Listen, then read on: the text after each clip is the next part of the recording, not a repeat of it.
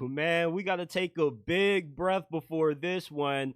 What's going on with the state of the franchise for the Atlanta Falcons, man? I'm not feeling good about the direction that this team is headed at all. They got talent.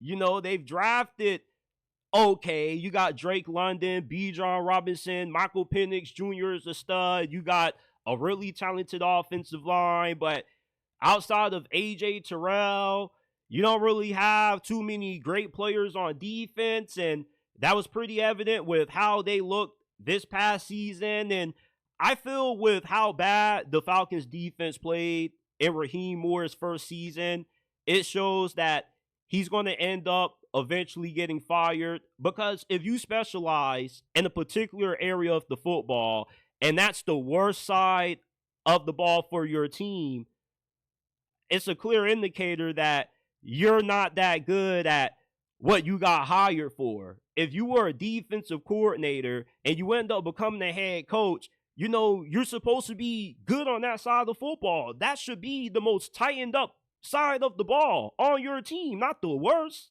And then the guy just has awful clock management. I'm back on this Washington Commanders loss because, dude, call the damn timeout. What are you doing? Ordering the timeout. It's just, with Raheem Morris, he severely underachieved in his first season in Atlanta. 8-9 is not acceptable.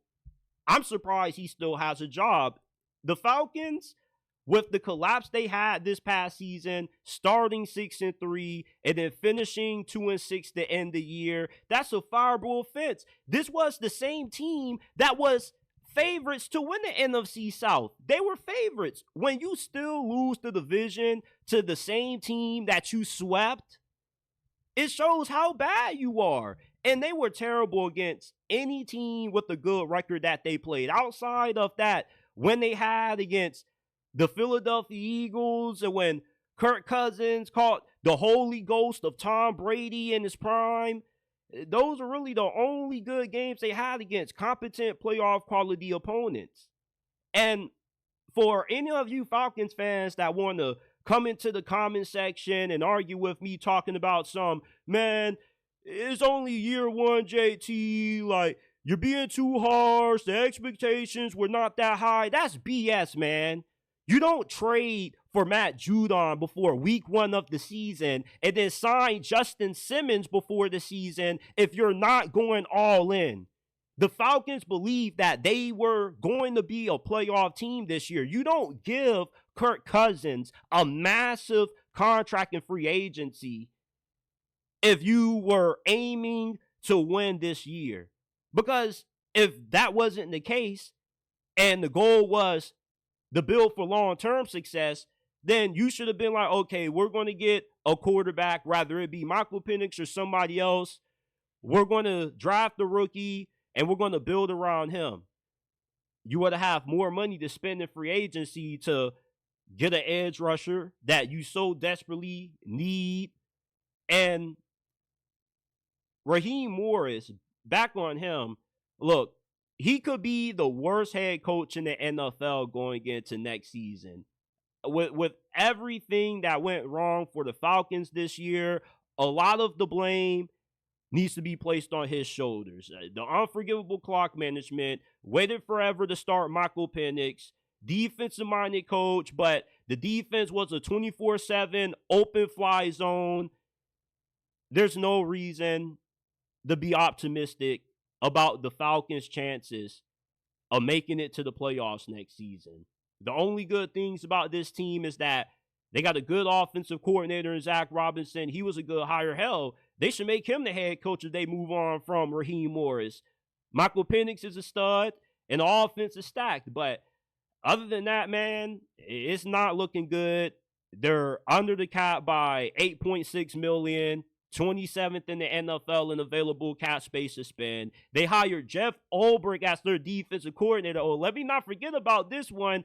Hiring Jeff Ulbrich as your defensive coordinator is a really questionable move by Raheem Morris, because when Jeff Ulbrich took over as the interim head coach of the New York Jets after Robert Saleh was fired, the Jets went from having a top 10 defense in the league to one of the worst defenses in the league.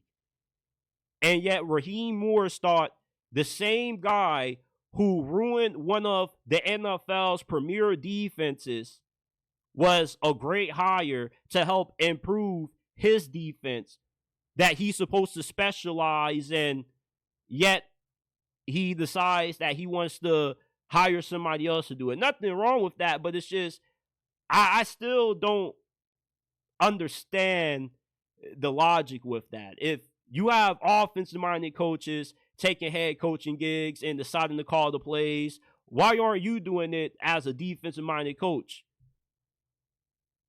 DeMeco Ryans, the head coach of the Texans, he calls plays, and he's a defensive-minded coach. I just don't understand that. If your specialty is what got you a head coaching job, one, why are you not good at it? And two, why are you not doing it? Why are you not calling the plays? This is your bread and butter. This is your baby. I don't mean to try to sound overly negative about the Atlanta Falcons a lot of the time, but because I do like this team. I am from Atlanta. I am a Grady baby. If you know, you know.